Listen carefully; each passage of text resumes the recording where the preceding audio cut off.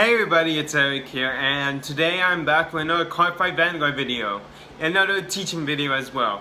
So this is going to start off a little mini-series about me talking about the different clans of Card Fight Vanguard. For you guys who don't know what clans is basically just the group. It's just the group that that your deck is based off of.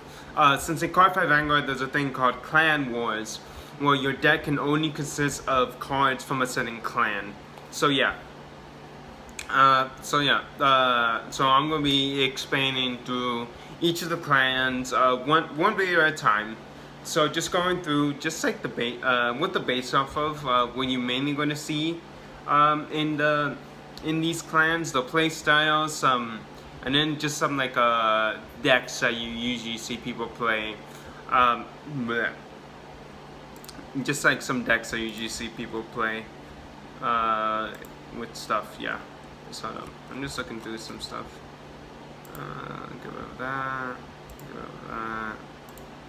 So yeah, the first clan I'm gonna be talking about is one of the first two clans ever to be introduced in Card Fight Vanguard, which is the Royal Paladins. Royal Paladins, as I said before, is one of the first two clans. It was first introduced in the what was it called? It was first introduced in the trio deck Blaster Blade, where it was first introduced in Blaster Blade, and then later got more support in the first ever booster set, Descendant of the King of Knights. So, Royal Paladins is a holy force of the United Sanctuary. United Sanctuary is a holy nation. And Royal Paladins is the group leader of the United Sanctuary, one of the biggest nations, one of the nations that consists of the most people, most clans. So what you mainly are going to see in these clans are knights, wizards, some angels, a few spirits and like elves and stuff like that, some wizards, some dragons, some animals, most of them being based off of different folklore. In the early ones were based off of Arthurian legends. Lately, they've been doing a bunch of different folklore and stuff like that. So that's the basic. Royal Paladins is one of the biggest clans because, of course, it's one of the first clans, and it was the clan used by the first main character, Aichi Sendo.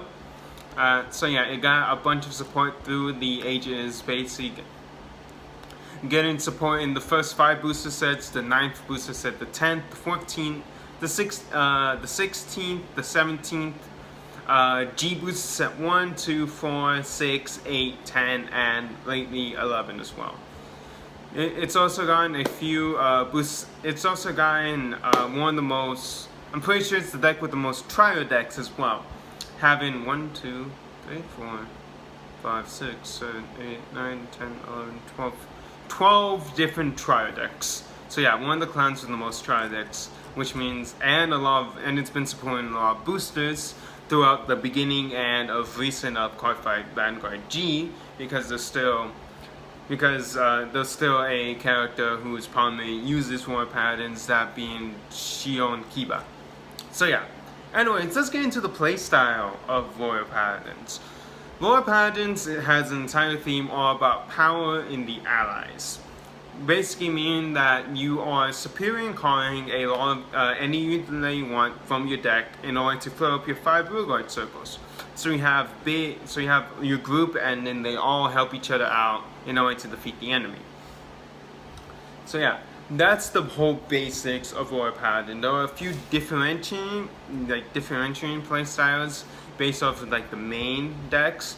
One of the main decks, there's like 3 main decks. One of the main decks being Blasters, based off of Blaster Blade, which is your basic Royal Paladin, superior card the units that you need, powering your guys up, and just mainly using your Blaster Blade as your key star and stuff like that. The second deck that there is the Ultimire series. Ultimire is a series. It's mainly a stride focused deck. It's a stride focused deck introduced in Card Fight Vanguard G with the first trio with the trio deck G trio deck 2 Divine Swordsman, the Shining Star. He later got more support in his own starter, in the first booster in Carve Vanguard G, and later even in another trial deck based off of Ultramile. So the Ultramile series mainly focuses on calling a bunch of grade 2s. Yeah, it's all about the grade 2s with them, since they can still intercept and stuff like that. Mainly calling them during the battle phase so you can get additional attacks, and also using the keyword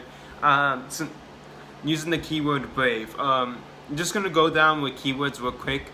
Keywords are usually specific to a certain archetype or sub-clan, I believe is what they're called in Vanguard, of a certain clan. So only certain members of a clan can actually use a keyword.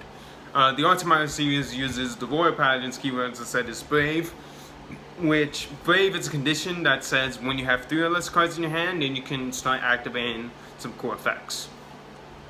And then the final main deck that you see of Royal Paladins is the Sanctuary Guard Dragons. Mainly focused on getting, It mainly focuses on the front row. Yeah, it's powering up the front row depending on how many grade 1s that they have. So instead of focusing on grade 2s, they focus on grade 1s and mainly focus on powering up all the guys in the front. Sanctuary Guard Dragons, of course, being used by Daigo, who's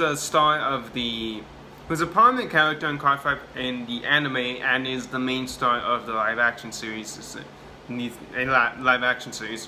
A lot of his cards have been spread out through a bunch of boosters, and he even got his own special trial deck in Japan called the the Daigo Special Set G.